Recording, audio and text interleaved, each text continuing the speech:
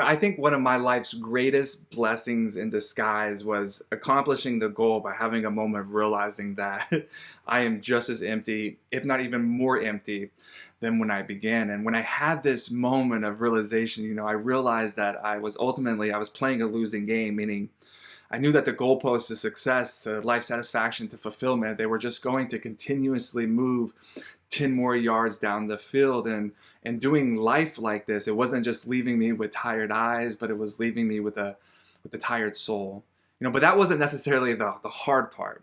The hard part was actually walking away from this way of life. And when I say this way of life, I don't necessarily mean football. That obviously was a part of it, but what I mean was walking away from the illusion that external achievements would ever fill the void within me. It was acknowledging that the pursuit of success, whether it be in football or any other endeavor in my life, had become a substitute for addressing the deeper ache in my bones.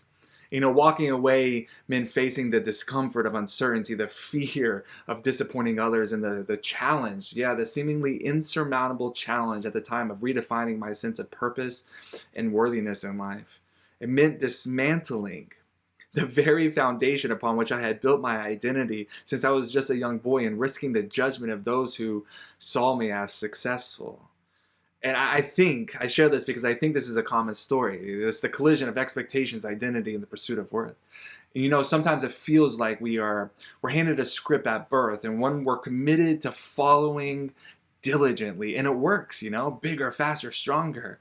But there comes this moment in our lives when that script suddenly feels more like a prison sentence than a roadmap to fulfillment. That pressure to perform it becomes suffocating, like we're trying to breathe underwater.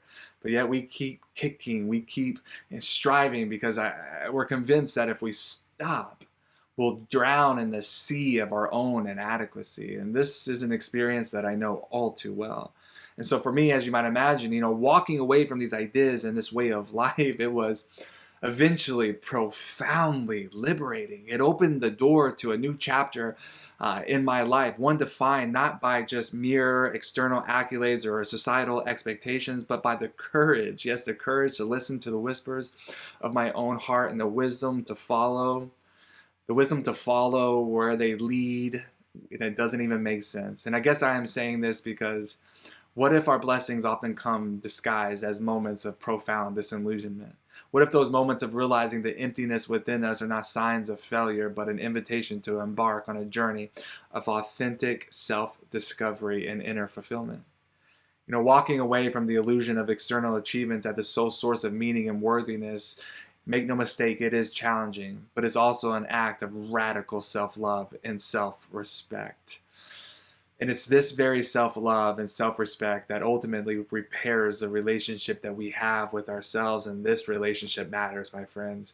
Because if there is one thing that I have learned over the course of my life, is that you will never be satisfied and proud of what you accomplish, regardless of what that might be, until you are actually satisfied and proud of who you are.